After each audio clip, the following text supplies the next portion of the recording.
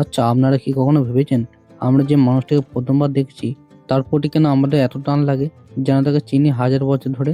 ঠিক এই থিমটা নিয়েই আজ কথা বলবো। ধানুষের one of the most ambitious movie, Anek, যার আসল নাম আনেগান। মুভিটা দেখার পর আমার প্রথম রিয়াকশন ছিল, কি বানিয়েছে এটা।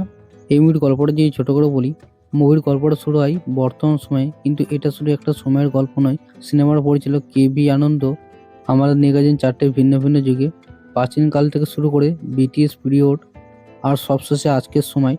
ধানুষ এবং আমিরার বারবার একে অপরের প্রেমে পড়েছে, কিন্তু প্রতিবারই একটা বাধা তাদের আলাদা করে দিয়েছে। অনেকে আমাকে জিজ্ঞেস করতে পারে, ভাই এক সিনেমায় এত যুগ কেন? উত্তরটা হলো, পরিচালক দেখাতে চেয়েছেন ভাগ্য কিভাবে আমাদের বারবার পরীক্ষা নেয়। এই মুভির যদি পারফরমেন্সের কথা বলি, এই মুভির সবচেয়ে বড় প্লাস পয়েন্ট কি জানো?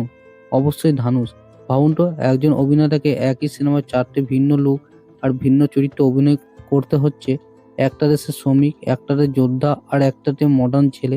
প্রতি চরিত্রে তার বডি ল্যাঙ্গুয়েজ এবং ন্যাচারাল অ্যাক্টিং আপনার মনে ধরে যাবে, এবং মনেই হবে না প্রত্যেকটা একটা মানুষই অ্যাক্টিং করেছে। ধানুষ কেন ন্যাশনাল অ্যাওয়ার্ড পেয়েছে, এই মুভিটা তার বড় প্রমাণ। এই মুভি যদি মিউজিক এবং ভিজুয়ালের কথা বলি, বিশেষ করে প্রাচীন যুগের সেট ডিজাইন খুবই ভালো করেছে।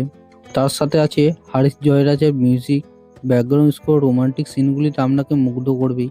গানগুলো শুধু গান নয়, গল্পের অংশ হিসেবে কাজ করেছে। এবং এই মুভি যদি নেগেটিভ দিকের কথা বলি, সবই কি ভালো? না।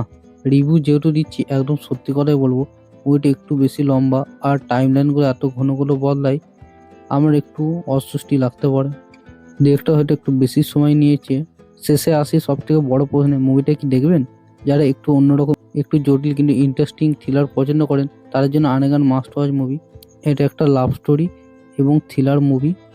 এই মুভিতে 10-এর মধ্যে আমি 7.5 রেটিং দেবো। যদি আমার রিভিউটা ভালো লাগে তো সাবস্ক্রাইব করতে ভুলবেন না। দেখা হচ্ছে পরের ভিডিওতে।